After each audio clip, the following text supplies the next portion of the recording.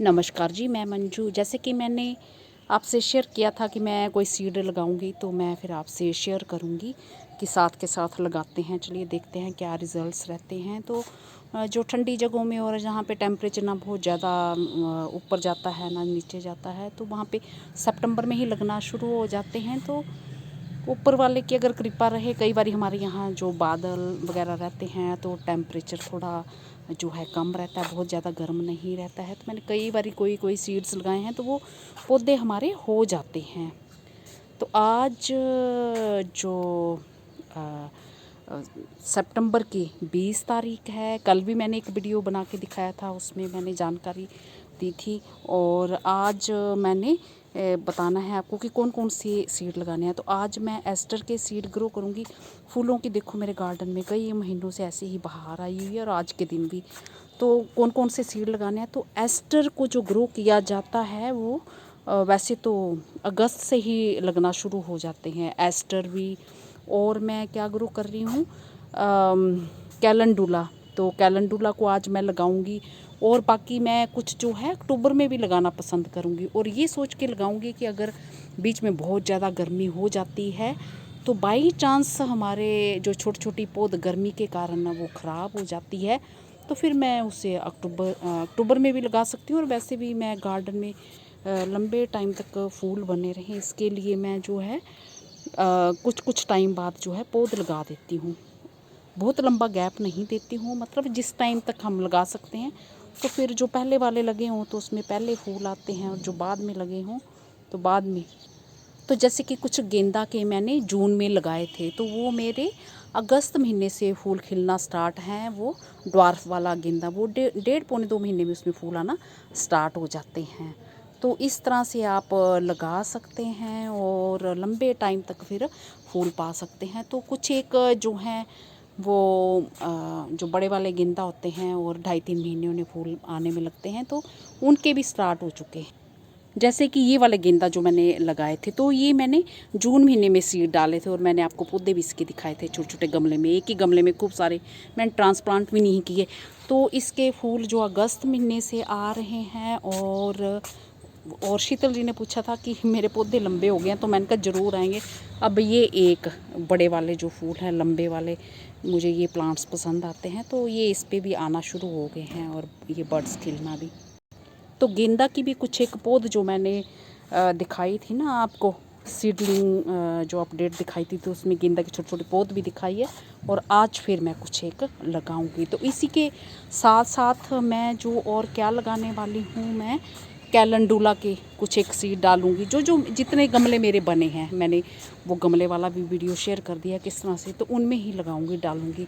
तो कैलेंडुला के डालूंगी और एस्टर के हो गए, और मैं देखती हूँ 6 तरह के हैं। और ज़ेबरीना होली होक वो डाल दूँगी। वैसे तो ज़ेबरीना होली होक को मैं बरसात के टाइम डाल देती थी, तो सितंबर एंड में फूल भी आना स्टार्ट हो जाते थे, बट इस बारी पता नहीं क्या रह ही गया मेरा।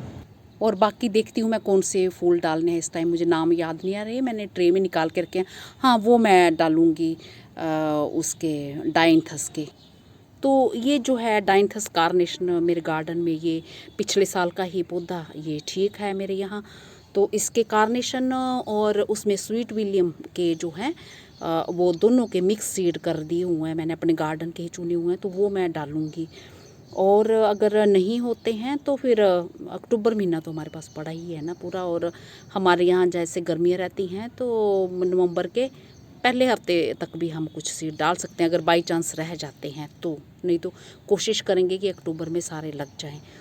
तो क्योंकि लिस्ट जो बहुत लंबी है, तो मैं सोच रही इतना काम निपटा लूँ। और कार्नेशन जो डाइंथस कार्नेशन के होते हैं वो वैसे अगस्त से लगना शुरू हो जाते हैं। बट जो स्वीट विलियम होते हैं, डाइंथस स्वीट विलियम जो गुच्छे में फूल निकलते हैं, तो वो मेरे गार्डन में आप सर्च कर सकते हैं, वीडियो वो मिल जाएंगे। तो वो उसको जो सितंबर अक्टूबर में लगते हैं। बाकी एनुअल क्रिसेंथेमम की भी कई सारी वैरायटीज़ होती हैं, कई रंगों के फूल होते हैं इनके, वो भी मैं कुछ सीड अभी डाल दूँगी। और जैसे कुछ गमले में ही रहने दूँगी, कुछ पौध फिर ट्रांसप्लांट करूँगी। और बाकी कुछ कुछ फिर जैसे जैसे गमले बनाती जाऊँगी, खाली करती जाऊँगी। क्योंकि ये गार्डन तो देखिए मेरा पूरा फूलों से भरा पड़ा है, अभी मेरा मन नहीं हो रहा कि इसे मैं ख़त्म करूँ। तो जैसे बहुत सारे जो मेरे पास प्लांट्स थे जिसके मैंने बताए वो भी बहुत ही बढ़िया तरीके से उन पे बाहर आई थी, वो तो मैंने निकाल दी हैं, खाली की हैं, तो उन्हीं में ही मैं ग्रो करूँगी। तो समर पॉइंटसिटिया के जो मैंने पहले खाली किए हैं, तो बाकी भी मैंने बताया कि बारी बारी फिर किसकी बारी आती रहेगी।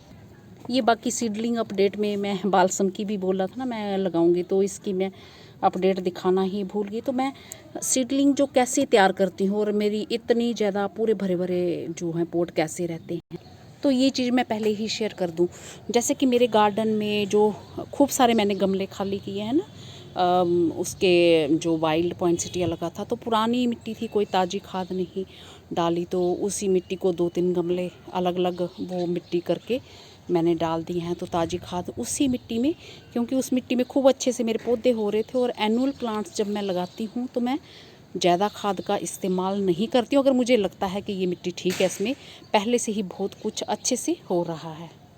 तो इस तरह से जिन मेरे बहन भाइयों को ये लगता है कि वो सीडलिंग तैयार नहीं कर सकते हैं, तो वो ऐसी मिट्टी ले लें, जो गमले उन्होंने पुराने उनके लगे हैं खाली करने हैं, तो वो उन्हें इस तरह से खाली कर सकते हैं और उसी पुरानी मिट्टी में वो लगा सकते हैं। और बाद में कुछ पौधे रह भी सकते हैं, कुछ उसमें ट्रांसप्लांट भी कर सकते हैं उनमें से जब खूब सारे पौधे होते हैं।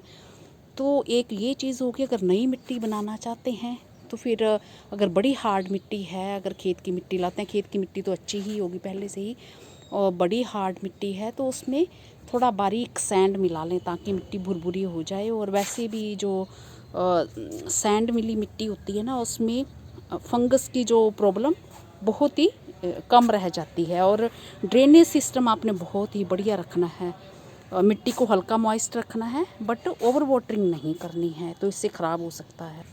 और दूसरी बात है, जब बहुत ज़्यादा बारिशें लगातार हो रही हों तो तब सीडलिंग ख़राब होने का डर रहता है, क्योंकि बीच में बारिश रुकती है, फिर बादल रहते हैं, फिर इस बीच में वो मिट्टी हमारी सूख नहीं पाती है और फिर फंगस की प्रॉब्लम का डर रहता है। तो फिर कोशिश करें कि अगर आपके पास कोई छायादार जगह है, जहाँ कवर्ड वाली जैसी जगह है, तो फिर इन्हें धूप भी चाहिए होती है, हवा भी चाहिए होती है ताकि मिट्टी सूख जाए। तो सीड ऊपर ऊपर ही लगाने हैं, बहुत गहरे से नहीं लगाने हैं। तो इस तरह से आप कर सकते हैं। तो चलिए ये बातें होगी, अब हम लगाते हैं।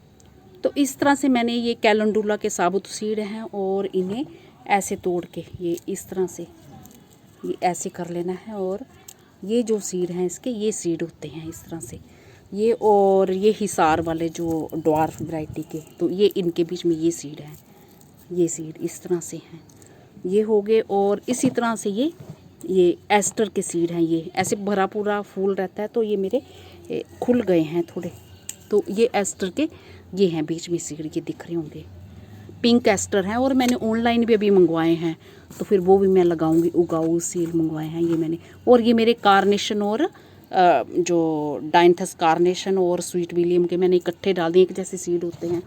और ये मेरे एनुअल क्रिसेंथेमम के ये पूरे साबुत हैं, और इसको ये बीच में तोड़ते हैं तो ये ढेरों सीड ये निकलते हैं, ये एनुअल क्रिसेंथेमम के। और ये मेरे ज़ेबरीना होली होके ये साबुत ये इस तरह से निकलता है, ये देख रहे हैं, ये आधा हो गया है, ये मैं दिखाती हूँ कोई, क्योंकि मैं तोड़ रही थी, ये साबुत होता है ये। और इसको जब हम तोड़ते हैं तो इसमें कई सारे सीड जो ऐसे बरीक बरीक बरीक ये तैयार होते हैं एक में, ये तो अब हम इनको लगाएंगे। तो ये मेरा 11-12 इंची का पोट है, और इसमें ये एनुअल क्रिसेंथेमम को ऐसे करके ये ऐसे डाल देने हैं मैंने। और जब खूब सारे ढेरों पौधे निकल आते हैं, फिर बाद में मैं धीरे धीरे ट्रांसप्लांट करती रहती हूँ, और कुछ एक पौधे फिर कुछ इसी में चलने देती हूँ।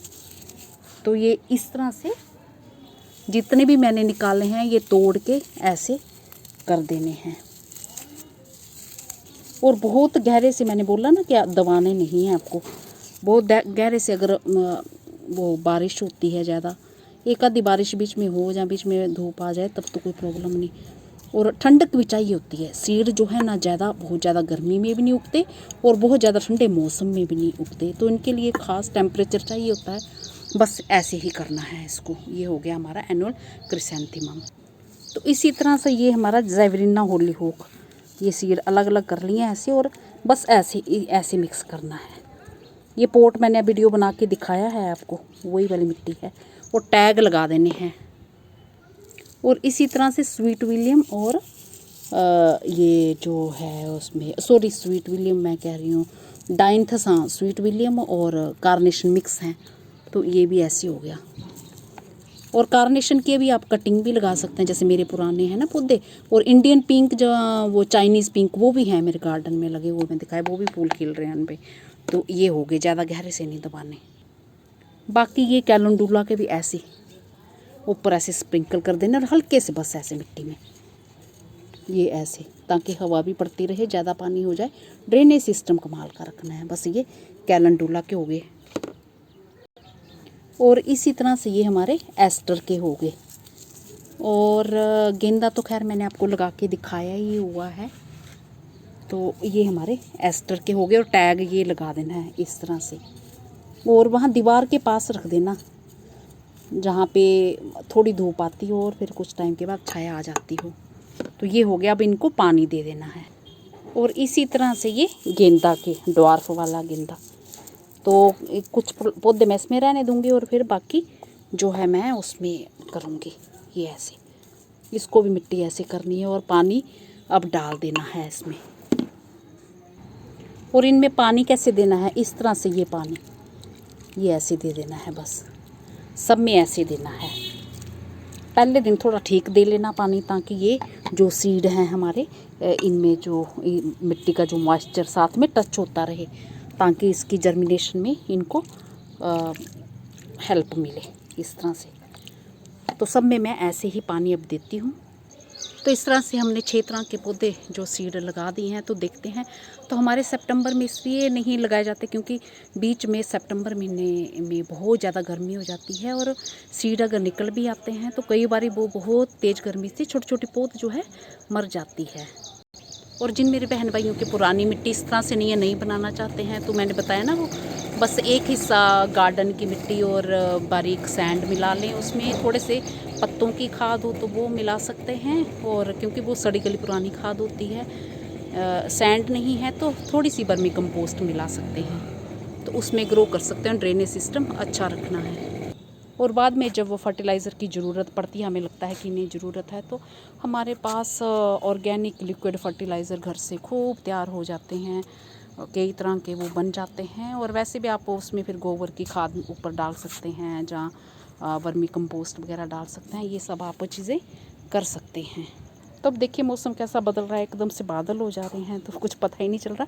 तो मैंने बस लगा दिए हैं अपना काम निपटाने के लिए। चल पड़ते हैं तो भी ठीक है, नहीं चलेंगे तो फिर अक्टूबर में तो मेरे को वैसे भी लगानी ही है।